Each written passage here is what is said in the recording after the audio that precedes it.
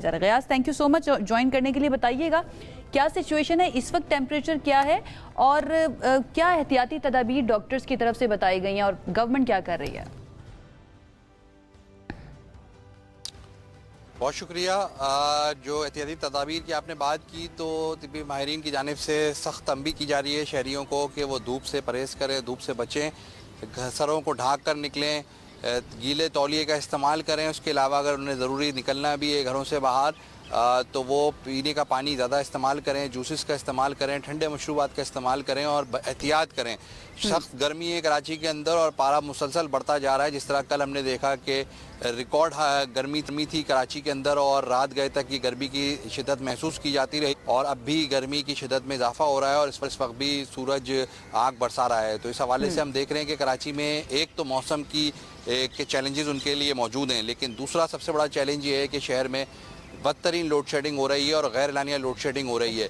तो इस load shedding ने लोगों को बेइंतहा परेशान कर दिया है, घरों में रहना मुश्किल कर दिया है। यानी तिब्बी माहिरीन, इंतज़ामिया ये कह रही है कि घरों में रहें, एहतियात करें और कम से कम वक्त बाहर निकलें। लेकिन जब घरों में रहते हैं तो लाइट चली जाती है, लोगों के पास मुतबादिल नहीं है। जिनके पास सोलर सिस्टम है तो वो अपना गुजर बसर कर रहे हैं, लेकिन जिनके पास ये सहूलत मौजूद नहीं है या दूसरा मुतबादिल नहीं है, यानी यूपीएस वगैरह नहीं है, तो उनके लिए घरों में गुजारा करना बहुत मुश्किल हो गया क्योंकि हब्स हो रहा है, कैफियत ज़्यादा है हब्स का और उसके साथ कंबाइंड लोड शेडिंग का। तो गवर्नमेंट की तरफ से ये भी बयानात सामने आए हैं कि जिन एरियाज़ में हमारे पास इस टाइम पे 40s के अंदर, मिड 40s के अंदर टेम्परेचर घूम रहा है, जब इस टेम्परेचर के ऊपर टेम्परेचर होगा तो मेंटेनेंस लोड शेडिंग नहीं की जाएगी उन एरियाज़ में। कुछ कंफर्म करेंगे ये किया जा रहा है, नहीं किया जा रहा? नहीं जी, हरगिज़ ऐसा नहीं हो रहा, सिर्फ बातें हो रही हैं और मेंटेनेंस लोड शेडिंग अपनी जगह। मेंटेनेंस के नाम पे जो बिजली बंद हो रही है वो अलग हो रही है, फॉल्ट के नाम पे बिजली बंद हो रही है वो अलग हो रही है। उसके अलावा जो गैर एलानिया लोड शेडिंग है वो अलग सिलसिला जारी है। यानी सिलसिला ऐसा है कि सुबह के वक्त तो जा ही रही है बिजली, दिन के औकात में भी जा रही है, लेकिन रात गए भी बिजली बंद हो रही है बहुत सारे इलाकों में और उसकी वजह से लोग खासे परेशान हैं। उनके पास कोई मुतबादिल नहीं है, घरों में हब्स की कैफियत है, दीवारें तप रही हैं, छतें तप रही हैं गर्मी से, तो उसकी वजह से तो घरों में गुजारा करना मुश्किल हो रहा है और ऊपर से लोड शेडिंग हो रही है, वो भी गैर एलानिया लोड शेडिंग।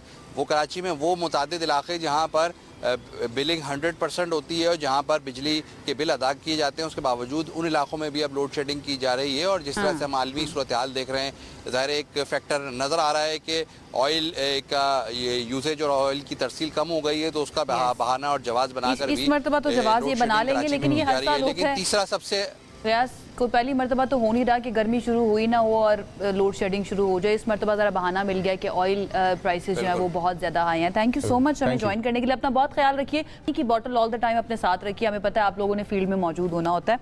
फील्ड में अब रेस्क्यू 1112 के इदारे जो है ना वो भी मौजूद होते हैं और उन तक अपडेट्स भी पहुँच रही होती है और उन्होंने फौरी तौर पर एक्शन भी करना होता है जब भी कोई शहरी जो है ना मुश्किल के अंदर हो या उसकी तबीयत ख़राब हो जाए। इस वक्त हमारे साथ मौजूद हैं रेस्क्यू 1112 के चीफ ऑपरेटिंग ऑफिसर हैं डॉक्टर आबिद जलाल साहब। उनकी तरफ चलते हैं और उनसे ज़रा जानते हैं कि अगर हम सिर्फ कल की बात कर लें 4 मई की, क्योंकि गर्म तरीन दिन कहा जा रहा है, तो कितने केसेस रिपोर्ट हुए और हॉस्पिटल्स की क्या सिचुएशन थी। डॉक्टर साहब थैंक यू सो मच हमें ज्वाइन करने के लिए।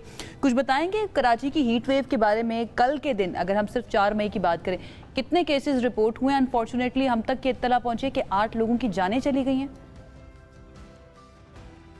बहुत शुक्रिया मुझे अपने प्रोग्राम में लेने का। और मैं थोड़ा सा बैकग्राउंड भी बता दूं। और इस वक्त जो हीट वेव की सिचुएशन इस वक्त आप पूरे सूबे में देख रहे हैं, उसमें जैसे ही हीट वेव का अलर्ट जारी हुआ था और उसके बाद से चीफ सेक्रेटरी साहब की हिदायत थी और तकरीबन पूरे जो डिस्ट्रिक्ट्स हैं वहाँ पर डिस्ट्रिक्ट एडमिनिस्ट्रेशन के साथ मिलकर रेस्क्यू 1112 भी हीट स्टेबलाइजेशन सेंटर्स भी कायम किए गए और उसके साथ साथ हीट वेव कैंप्स भी कायम किए और उसके साथ साथ जो तमाम हॉस्पिटल्स हैं वहाँ पर भी इंफॉर्मेशन चली गई थी, अलर्ट जारी किया गया था और जितने भी केसेस इस वक्त रिपोर्ट हुए हैं वो टाइमली वहाँ पर जो है उनको ट्रीटमेंट वहाँ पर मुहैया की जा रही है। जहाँ तक मैं अगर कल की बात कर लूँ तो इसमें ऑलमोस्ट पहले तो मैं आपको ये बता देता हूँ कि कितने कैंप्स जो हैं वो जो है डिफरेंट डिस्ट्रिक्ट्स में लगे हैं। तो तकरीबन ऑलमोस्ट पूरे प्रोविंस में 200 के करीब जो है वो कैंप्स जो है वो कायम किए गए हैं और कमोपेश इसके साथ साथ उसमें जो लोगों की अगर मैं सिर्फ तादाद की बात करूं तो हज़ारों लोग हैं जो इस वक्त वहाँ पर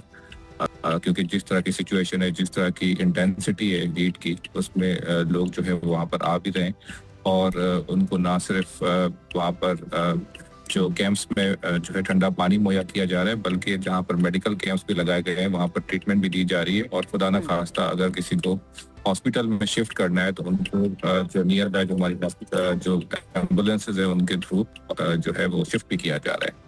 इसके साथ साथ हमारा जो रेस्क्यू 1112 का कमांड एंड कंट्रोल है, जो हमेशा जब भी किसी भी ऐसी सिचुएशन बनती है तो उसमें हमेशा अपना बड़ा पॉजिटिव रोल प्ले करता है। और इस तरह से हमने पब्लिक अवेयरनेस कैंपेन्स कि खुदा ना खास्ता अगर इस तरह की सिचुएशन बनती है, हीट स्ट्रोक के केसेस कहीं रिपोर्ट होते हैं तो इमीडिएटली रेस्क्यू 1122 की एम्बुलेंस को कॉल करें और विद इन 4 to 5 मिनट्स वो आपको रिस्पांस करेगी। और कैंप्स लगाने का मकसद जो है डॉक्टर साहब, क्या ये है कि हॉस्पिटल्स के ऊपर ज़्यादा प्रेशर ना आए, या फिर ये लोगों को जो सड़कों पर मौजूद होते हैं उनको थोड़ा रिलीफ देने के लिए, एक वक्फा देने के लिए कि रुक कर पानी पी लें या थोड़ा सा छाँव में बैठ जाएं, इसलिए लगाए गए हैं ये?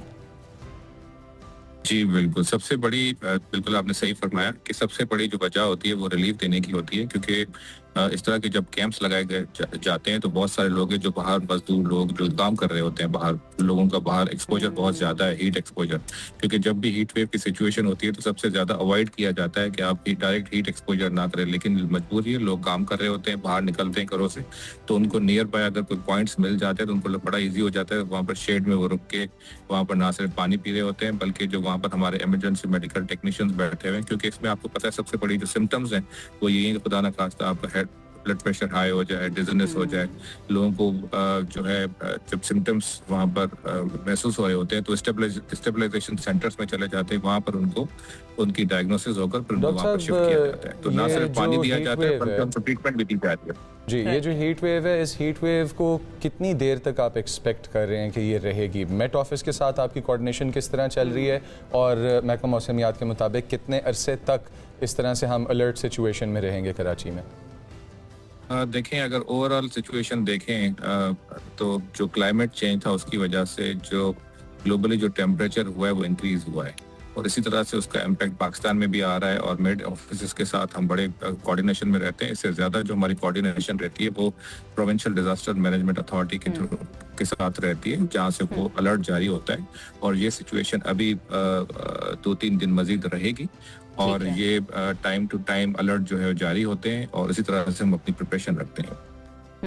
Thank you sir, thank you, आपने टाइम निकाला, हमें ज्वाइन किया और हीट वेव के बारे में बताया। व्यूअर्स, हालात कुछ इस तरह के हैं कि आपकी बॉडी में सॉल्ट्स की, नमकियात की कमी हो सकती है, तो आप उसके लिए एक छोटा सा टोटका इस्तेमाल कर सकते हैं, एंड दैट इज़ अपने पानी की बॉटल के अंदर नींबू निचोड़ें, थोड़ा सा नमक डालें और उसको दिन में अपने साथ रखें, ठंडे पानी का इस्तेमाल करें और बाहर निकलते हुए धूप के अंदर एक गीला तौलिया, जिस तरह से हकीम आगा साहब ने बताया था, कि अपने कंधों पर और अपने सर के पीछे रख लिया करें। इसी के साथ बढ़ते हैं